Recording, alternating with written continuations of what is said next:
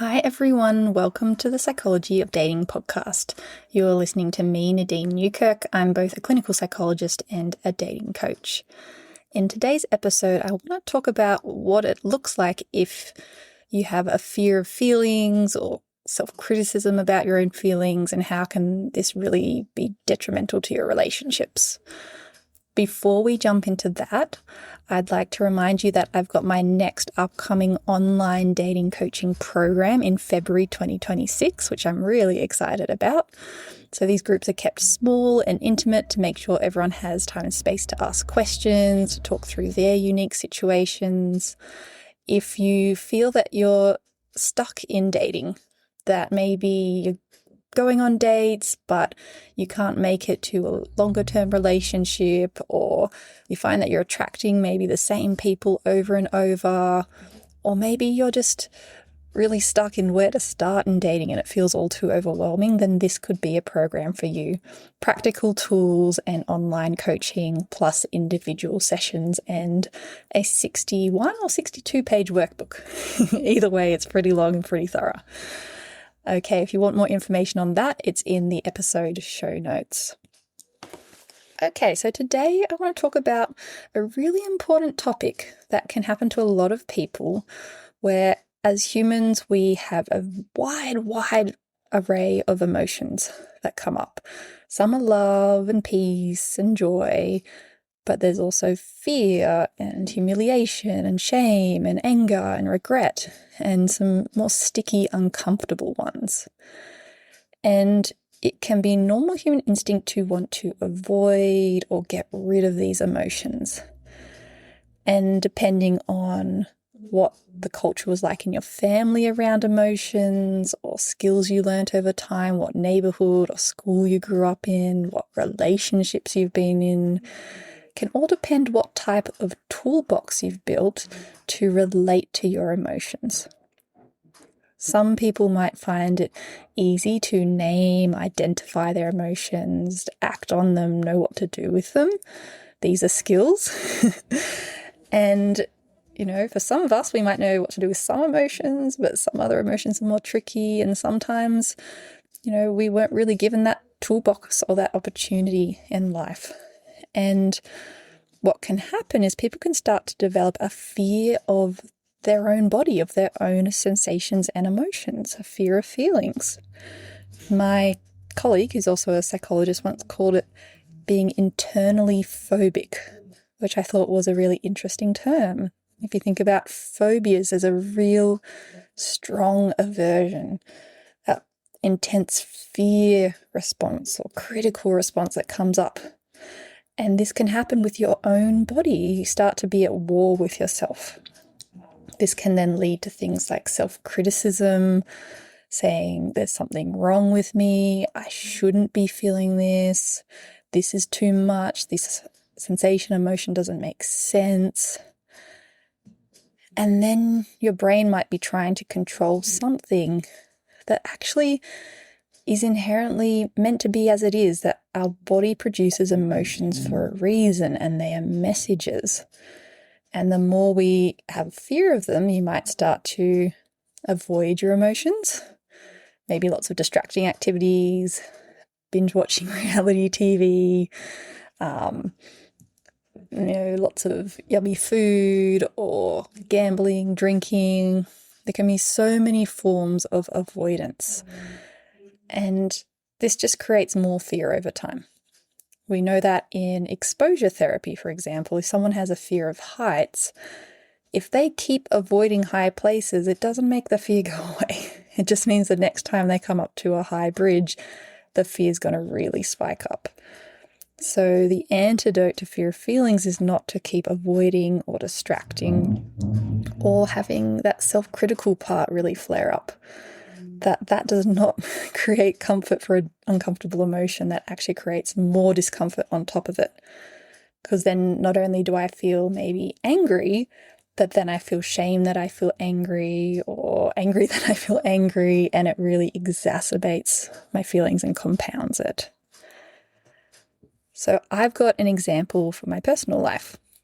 I feel like I'm a person where there was some emotions I was more comfortable with, maybe sadness or joy, things like that. But anger, ooh. My beliefs around anger were that's something to be avoided at all costs. If I express or show anger to other people, I'll just kind of ruin my relationships, that, nothing productive can come from it. So over time, I just, not consciously, but built up habits of suppressing anger, avoiding it. Resentments can build up, and I didn't know how to assert myself. And also meant that I didn't get used to feeling the physical sensations of anger. So every emotion has some physical kind of signature to it, whether it's heat, whether it's heaviness, whether it's the density in your body. Sometimes joy might feel light and more cool sensation or warm. So they can have different physical characteristics, each emotion, that they're physically felt in the body. And if you're not used to sitting with and being with an emotion non-judgmentally, then you're not exposing yourself to what it's like to just experience that discomfort and not react, be okay with it. So over time, my aversion to anger got more and more and more. And then I hit maternity leave. And if there's any other mums out there, they might know what I'm talking about. That for me, it was the time of the most, deprivation in sleep, in self-care. Naturally there's this little being that needs 24/7 attention and up all night and not doing a usual exercise or things like that. And that can make emotions more vulnerable and way more intense. Plus add any pregnancy, postpartum hormones in there. And emotions can feel really, really heightened. And for me, there's something called mum rage, which is like, anger at its real peak, that I would get these sudden kind of bursts of it when you're just like so tired, so sleep deprived. And then I remember this one time, the pram handle wouldn't pull up and I'm a tall person and I just wanted to go for a walk in the sun with my baby. And if I had the handlebars down, then I was like, my feet were kicking the pram and I just wanted to pull it up and it wouldn't go up. And oh my God, it was like the straw that broke the camel's back. I was so enraged. I just wanted to smash that pram to pieces. And this was really confronting for me because I was not used to feeling anger, let alone this level of anger. I didn't know what to do with it. I was internally phobic of it. And then so much self-criticism around it, so much fear of it happening. And that was not helping the situation. That was not helping me figure out what to do with this emotion, what it was trying to signal, how to notice when it was smaller before it got bigger.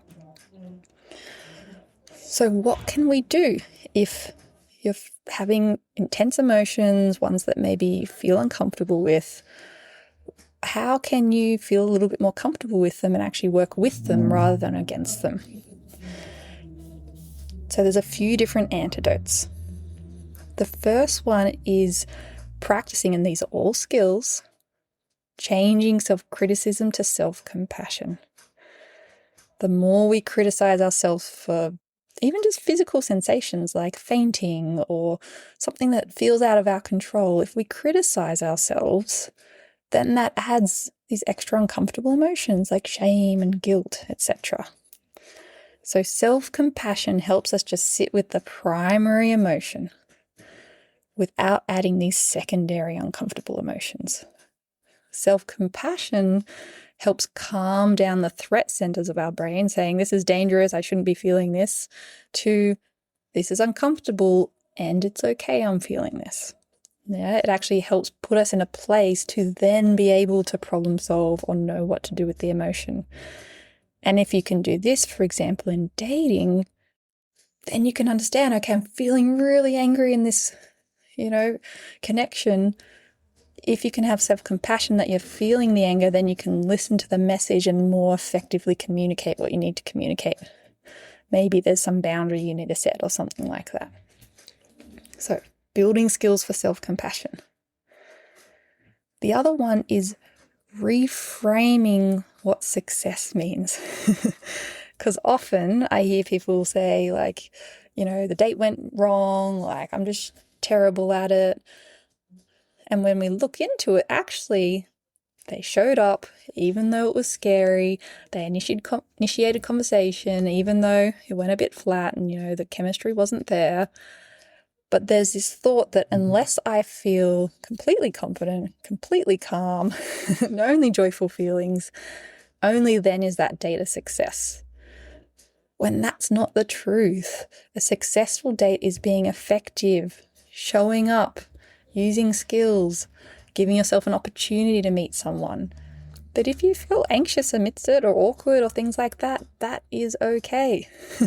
If you spoke up for yourself, but you're also feeling really, not so confident on the inside, but you still spoke up anyway, that is success. You don't have to just be cool, calm cucumber, just a robot with no emotions. So redefining what success means. And then we can also build other skills around emotions. I talk about, like, in DBT therapy, they have a whole module, which is like 101 degree on emotions. What are emotions? Why do we get them? What are their function? When is it helpful to act on the urge of emotion, or when is it not? How do I shift an emotion if I want to? How can I learn to be non-judgmental and sit with an emotion rather than automatically react? Those are all skills and tools that you can build, which is great news. Yeah. So if this is something that you're struggling with, I recommend turning to those 3 pointers as a start. Building skills on self-compassion, skills on understanding and regulating emotions, and reframing that self-talk around what success means about having different emotions, for example, in dating circumstances. Okay, everyone, it was lovely sharing this with you. If you notice the audio was a little bit different this time, I'm not with my mic at my usual spot of recording, but I had this idea while I was at work and I thought, you know what? It doesn't need to be perfect. Sometimes just getting the ideas out there is helpful. If you would like my free guide on top 3 mindset shifts in dating, the link is also in the episode show notes. Okay, have a lovely day or night wherever you are.